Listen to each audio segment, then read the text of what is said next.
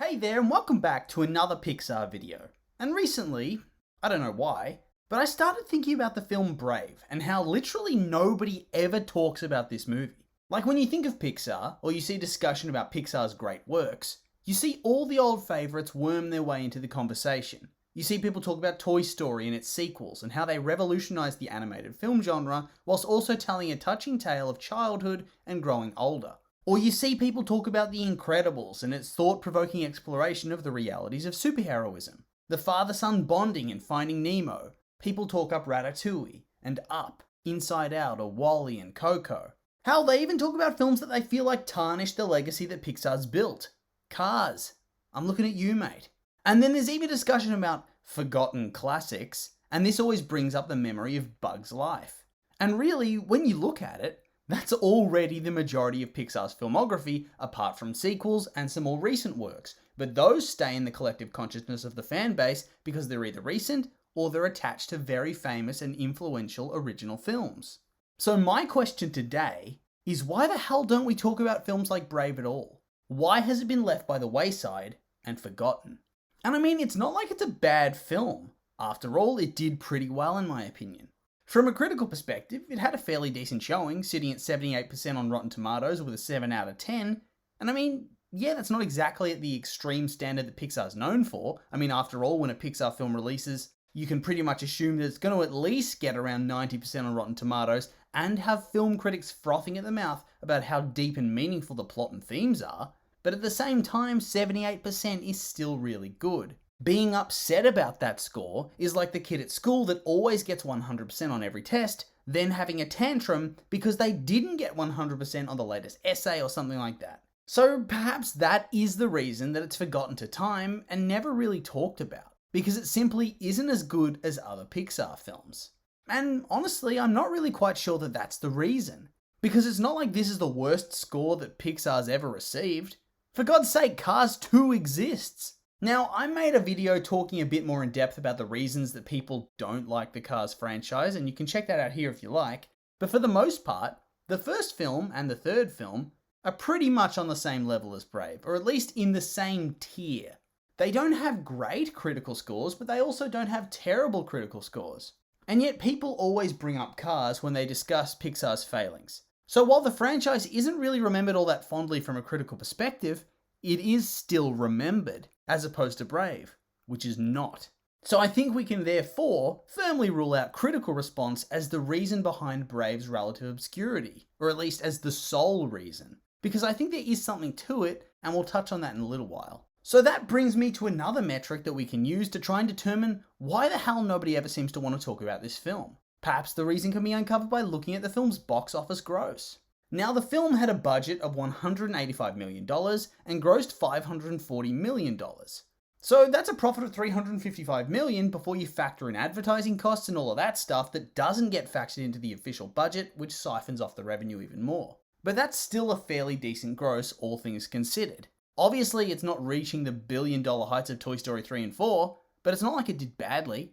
Sure, it's around the tail end of their filmography if you want to sort by box office gross, but it still did better than films like WALL-E and Cars 1, the apparent cash cow. And it did the same as Monsters, Inc. That really isn't anything to sniff at. And then, if you include Disney Animated Studios in that comparison, its gross looks even better and it sits firmly in the middle of the pack, perhaps even leaning into above average territory. So once again, it can't really be down to financial success, because ultimately, the fact that the film did well enough at the box office suggests that people actually went to see it. And if people went to see it, you'd have to assume that they have some sort of opinion on it. But we can see, simply by searching through Reddit and Twitter and other discussion boards, that it doesn't seem to really be the case. People almost never mention it, almost like it's a taboo. So that left me in a little bit of a conundrum. If the film was fairly decent in terms of its quality, and it had a decently respectable showing at the box office, then why has it been cursed into relative obscurity? Why do people avoid it like the drunk, gropey uncle who isn't actually related to you at the family Christmas party? What am I missing here? And then I started to dig into some of the reviews from the time of its release, and other posts which questioned, why does nobody ever talk about Brave? Or, why is Brave so underrated? Or, am I the only one that thinks Brave is the best film of all time? Stuff like that. And the responses I saw there were actually quite enlightening. It got a lot of initial pushback because, much as we've seen in the past with the Cars franchise, and as we're seeing again with films like Turning Red, it didn't connect with people as a Pixar film. And really, that's a pretty vague statement to make in my opinion, and there doesn't seem to be a huge consensus on what it means. Because ultimately, there's no defined formula of what makes a Pixar film beyond actually being made by Pixar. Because after all, it's not like this animation style is all that removed from what Pixar's done previously. I mean, visually, it still looks and feels like a Pixar film, and the story itself, it's not like this is some weird deviation from the formula. Like all Pixar films, there is a central theme that the film builds around, a core element of the narrative that shapes how the characters behave and how the story unfolds. And for this film, it's clearly the bond between mother and daughter, and how that can be challenged and tested as you grow and don't conform to what's expected of you by said parent. But once again, I struggle to see how this somehow diverges from Pixar's branding. Is it truly so divergent that people somehow think a different studio made this film? And honestly, I think this is one of the big reasons why people subscribe to the "it doesn't feel like a Pixar film" school of thought. Because ultimately, it touches on storytelling that isn't usually associated with Pixar, in that it's a fantasy film that has princesses and knights and all that sort of stuff. Stuff that we associate with Disney animated studios.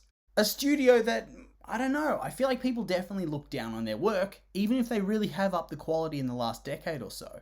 And despite being owned by the same company, there's this definite feeling of separation between the two studios.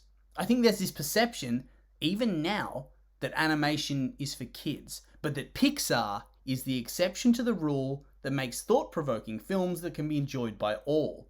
And when a film comes out that challenges that perspective, I think people find it very confronting. And so they rationalize it by saying, oh, it's not a real Pixar film, to try and add some separation between this film and their favorite Pixar classics.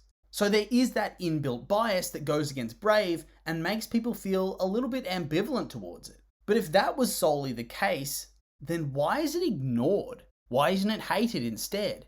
Well, we need to come back to the critical reception element that I mentioned before. Simply put, I think the film's actually too good for people to hold up as an example of a film that sucks in Pixar's filmography. So, whilst they may think it doesn't quite fit in, they can't really say it's terrible with too much conviction, because ultimately, it really isn't that bad. It's actually quite good. Not great, but good. But there's the catch, because it also isn't good enough to feature in discussion about the best films in Pixar's library either. So it falls into the forgotten films category, of films that nobody wants to talk about because they're completely and utterly average in nature. They're not groundbreaking, but they're also not terrible. They just float on by. And honestly, I think I understand the perspective now, because I too hardly ever think of it. Hell, much like The Good Dinosaur, I often forget that even exists.